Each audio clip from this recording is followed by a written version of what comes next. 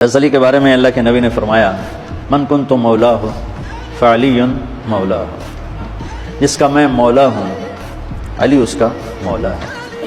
اور یہاں مولا سے مراد دوست نہیں ہے، یہ ہم دوست کا ترجمہ کرتے ہیں آقا، سردار، جس کا میں سردار ہوں علی اس کے سردار ہیں۔ اس کے پیچھے ایک کافی پس منظر میں بہت سی چیزیں ہیں، ان کی صفائی کرنے کے لیے میرے نبی نے غدیر خم پر یہ حدیث بیان فرمائی خطبے میں کہ جس کا میں مولا ہوں اس کا علی مولا ہے۔ تو یہ چند دن پہلے مجھے خیال آیا کہ ہمیں حضرت علی نہیں کہنا چاہیے، ہمیں مولا علی کہنا چاہیے، کہ میرا نبی ہمیں ان کو ہمارا مولا بنا کے گئے ہیں۔ ہم سمجھتے ہیں صرف یہ شیعہ کہتے ہیں مولا علی، وہ صحیح کہتے ہیں، من کنت مولاہ فعلی مولاہ۔ آپ سب کے چہروں پہ میں حیرانی دیکھ رہا ہوں، حالانکہ میں آپ کو صحیح حدیث پیش کر رہا ہوں، من کنت مولاہ فعلی مولاہ، جس کا میں مولا ہوں علی اس کا مولا ہے۔ تو میں اب حضرت علی نہیں کہتا، میں کہتا ہوں مولا علی، کہ ان کا حق ہے۔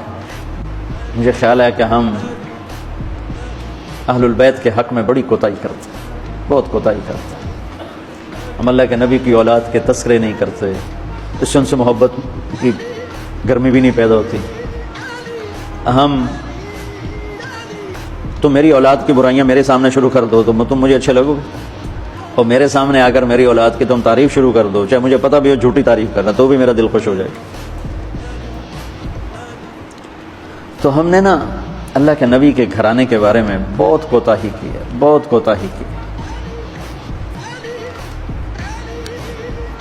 تو میں تم سنتے رہتے ہو، میرے ہر بیان میں اہل بیت کا تذکرہ ہوتا ہے، اور یہ میرا ایمان ہے کہ یہ میری بخشش کا بہت بڑا وسیلہ ہے اگر اللہ کے ہاں قبول ہو۔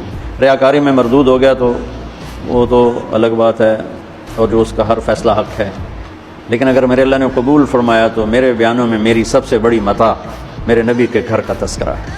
میں اس سے اندر کی محبت سے بھر کے کرتا ہوں، اور اپنی کوتاہی پر اور امت کی کوتاہی پر استغفار کرتا ہوں کہ ہم نے اپنے نبی کی اولاد بلانا تو کیا ہے، 60 سال میں کیا کر دیا، ذبح کر کے رکھ دی۔ مجھے حیرت ہوتی ہے۔